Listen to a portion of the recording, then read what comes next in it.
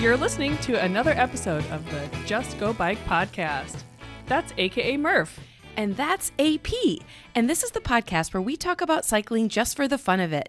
With tales from all over the nation, come for the bikes, stay for the fun, and leave with a smile. Hi, Murph. Hey, AP. How are you doing? I'm fantastic. I'm coming to you today from what I will call Dream Team Studios because people were having meetings in the area that I usually record from. So, Dream Team Studios. Yeah, and it's pretty great in here. They have it all fixed up. They're ready to roll. They have been rolling into the 2023 Dream Team season with all their bikes and all the kids and all their equipment. And it's just so awesome to see. And what used to be just a plain old warehouse space is now a fully functional Dream Team home.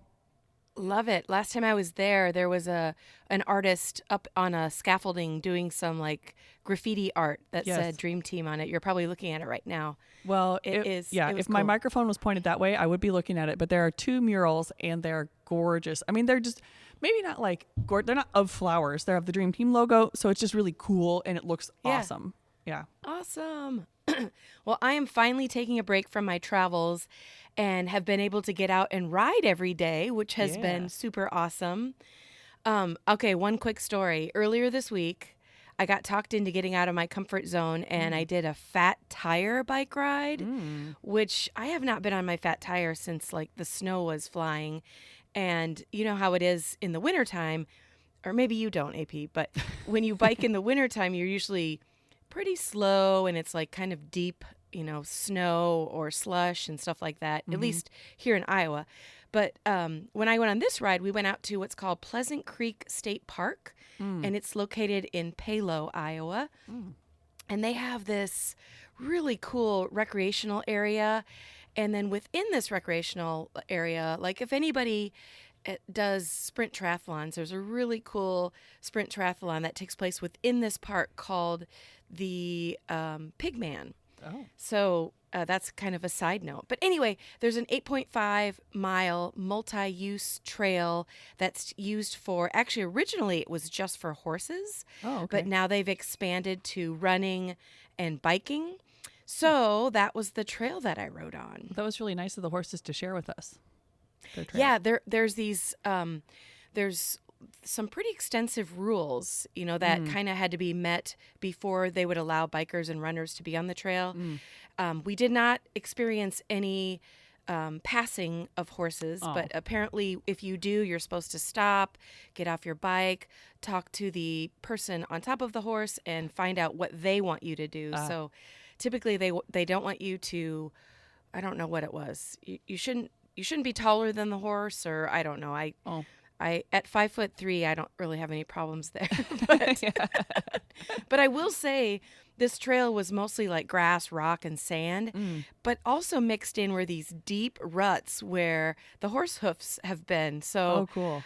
I'm happy to report I did not crash at all.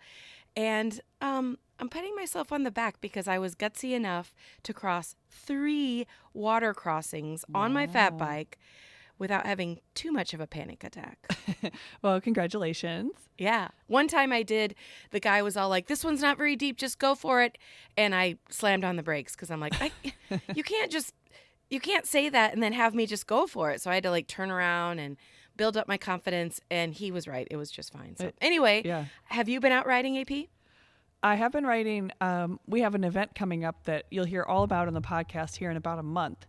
Actually, in a month, we'll be done with the event. So I've been trying to ride every day in May. That's been my motto.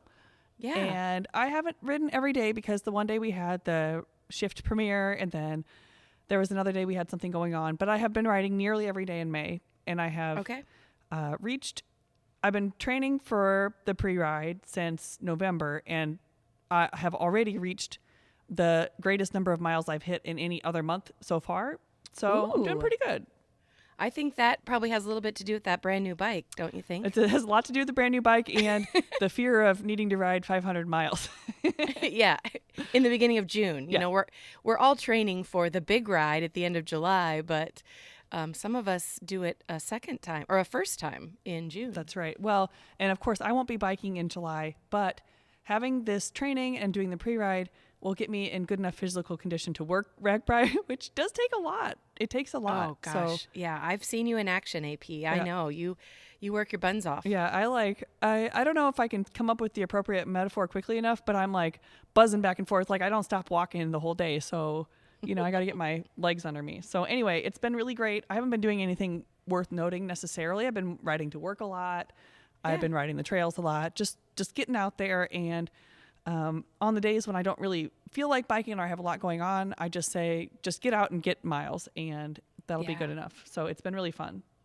Excellent. Yeah. And in addition to that, so I have been a busy bee in that we have just announced all the bands for RAGBRAI 50. Oh my gosh. I can't tell you. Well, as somebody who is a rider of RAGBRAI that was experiencing the bands being announced, like the rest of the world, it was so fun to just be out and about and somebody's like, hey, did you hear, so-and-so is going to be on RAGBRAI this year? So it was really fun. But do you want to, for people who maybe don't know, do you want to give a quick recap of which band plays each night? Okay. So I have it pulled up on my computer, but I'm not going to look. I'm going to try to do it from memory. Okay, let's hear it. All right, so the first night is in Sioux City, and we're going to have the Spin Doctors, which it's funny because at first I thought the Spin Doctors were a disco band, and they are absolutely not disco. No. And then when I looked them up, I was like, oh, obviously I know the Spin Doctors. I've heard their music. Yeah. So they're going to be a really fun way to kick off. And, it's been interesting through this whole announcement where we really thought that the demographic of our bands was our people would want to listen to 70s bands, 80s bands, classic rock, but these 90s bands have really been embraced, and I think we're going to be seeing more of that in our future. I don't know. I'm not in charge of booking the bands, but I have a feeling we'll be seeing more of them because people love it. I mean, it's great music. Everyone loves grunge, or a lot of people love grunge, and everybody loves the 90s jam bands and like a new mix of music to bring to RAGBRAI. But I also think once people either research on their own or are standing up at the stage during RAGBRAI, you're going to be amazed at how many songs you know of all of these bands. Yeah, and I have been encouraging people say, I never heard of that band. I said, just if you've listened to their radio any time since the 90s, you've heard them, any of these bands. So go ahead and Google it, and you play that first song that comes up, and you'll be like, oh, yes. But sorry, go ahead. What we should do is have an episode where we do karaoke of the RAGBRAI bands. But I don't want to sing, and you probably don't want to sing. So maybe we just go out into the wild and see who knows Spin Doctor songs and make them sing them, or ask them to sing them. I won't make them do anything. Can't make them do anything. Well, that'll be our least listened to episode. But I am thinking about making a Spotify playlist of all the bands, so stay tuned for that. Oh, cool. The next day we roll into Storm Lake, and Storm Lake, we are going to have the Spasmatics, which I am so excited for. Yeah, I love that band. Yeah, they're like an 80s cover band. And side note, there are like a dozen different Spasmatics throughout the country. So I had a funny moment where I was sure I tagged the correct one in our social media post, but it was the wrong one. And their drummer reached out to me and said, hey, I'm really sorry, but you got the wrong, it's the Chicago Spasmatics. And so I corrected it. But anyway, we had a little dialogue, and I think I might get to meet the band. So pretty excited for the Spasmatics. Plus, they're awesome. I love 80s music. So, all right. Then after that, we roll into Carroll, and we'll see the Pork Tornadoes, which was so awesome. And it was so difficult to keep that a secret when we just talked to Mike Pisolti the other day. Yeah. Yes. So we were like, can we just say that I'm going to be playing on RAGBRAI on Bleep? But no, we couldn't even say that. No, we couldn't. Yeah. So we're pumped for that show. It's going to be amazing. So then our next show is the next in the line of sort of the RAGBRAI classic bands, which is going to be in Ames. And we're going to have Hairball. Yes. Everyone loves Hairball. Exactly. And they haven't been on the ride for several years now. So maybe some riders who've never heard them before are going to be introduced to this instant classic. Okay. Good. Yeah. So then we have the crown jewel, the piece de resistance, the creme de la creme. In Des Moines, we're going to listen to Lynyrd Skynyrd. Yeah. Do you think he'll play Freebird? He better. I mean, what else would they play? I'm kidding. Would they open with that, or do you think they'll close with that? I hope for both. Oh, you're right. Yeah. Okay. Yeah. Yeah. I'm going to be there with I'm going to have to buy a lighter and bring it and go, Freebird! You can actually get an app on your phone that looks like a lighter. Oh, perfect. Okay, yeah. So you could just hold your phone up, Yeah. and so you wouldn't, risk starting somebody's hair on fire. I probably don't. Yeah, okay, we don't want that. So it's going to be an incredible night. It's going to be awesome. So then we move on from there. Like, where do you go from there? Oh, I know. Another classic rock band, Foghat in Tama, Toledo. Yes. Yeah. And so obviously they play Slow Ride. They have a whole bunch of classics from back in the day, radio classics. It's going to be such a nice, maybe not chill is the right word, but a fun night to just sort of unwind and enjoy Tama, Toledo. And I'm excited to be there. So, and then from there, we go to my hometown of Coralville. And they're going to have a sort of a double header where they start with Bush, the classic 90s band Bush.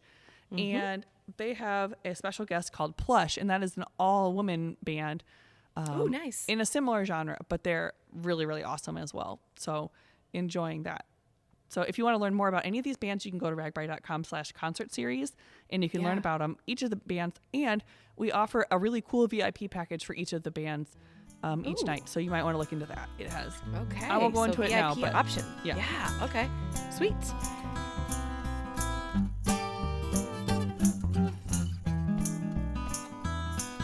Well, listeners, that is it for this week.